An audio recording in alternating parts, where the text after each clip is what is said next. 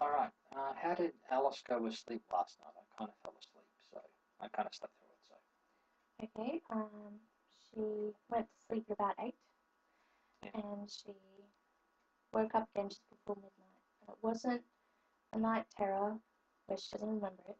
It wasn't a cry for attention. It wasn't a cry of pain. It was a cry of like fear, of sudden fear. And she woke up, and she cried for me, and I went in. So you think it might have been an actual nightmare as opposed to a night terror? Yep, it was a nightmare. I believe, yeah, because she was telling me about it afterwards. Alright.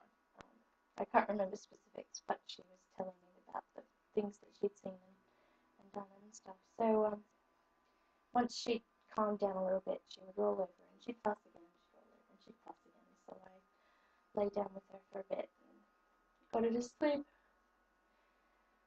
And then I came back to bed, and just before 3, she woke up again, and it was similar. I don't know, I think by then it was just automatic for me to go in. And she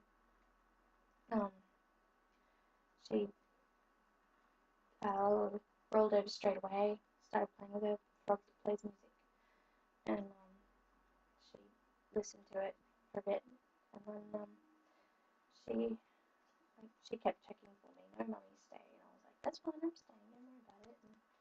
And yeah, and then she must have gone to sleep, so I could comfortably stand up without her noticing. And I walked out, but I didn't close the door because I assumed it would happen again, and it did about an hour later. So I came back in. Probably not for very long. The last time was probably only about 5 minutes. I'm sorry. That's okay. Yeah, so probably up about 3 times. Then her door was open because I didn't want to close it because sometimes she cries just because the door's closed, like she notices. So I left the door open when I got up about 5:30 in the morning. Because I was uncomfortable. I closed her door then. Yeah.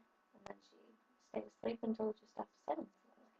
So, what, 3 or 4 times? That's about average, isn't it? At the moment, yeah. Considering she was really good at sleeping through until she lost the dummy. It's really frustrating. I imagine it would be.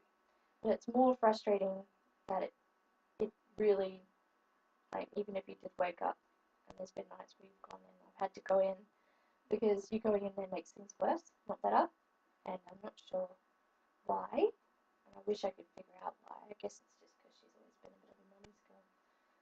So I can imagine it would be very frustrating for me to come in and try to calm it down, and only for it to not work, or perhaps in some cases get worse.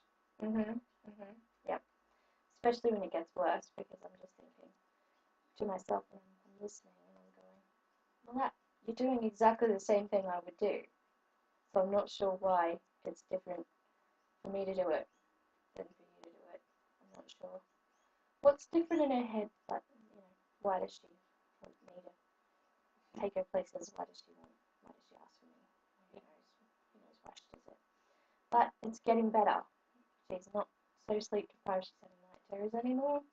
Yeah. So last night was bad, but the night before she only woke up the once. And you got up to her and got her some water, so she settled back down. And I guess the hard thing is when she has nights like that, when it only works for me, and I'm not sure what's going to happen when I'm, super pregnant and it's summer and I can't physically make myself get up. So that's going to be interesting for the two of you. So that's a little worrying for you, is it? Yeah, it's worrying, but it's not so much worrying for me, is it? It's more worrying for you, because you're the one that's going to have to cope, because you'll be like, can you get up? And I'll be like, Well, no. with any luck, when her sleep gets better, that might improve. Hopefully. Well, she always prefers to be warmer, so the warmer it gets, the better she'll sleep. That, and she didn't mention the dummy at all yesterday. So she didn't mention the dummy at all. She didn't even say anything about it. The dummy fairy or anything like that. The dummy fairy's become a bit of a villain. Sometimes if she's lost something, they say, where's this Alice? And she's like, I don't know, the dummy fairy must have taken it. so the fact that she's not mentioning it all the time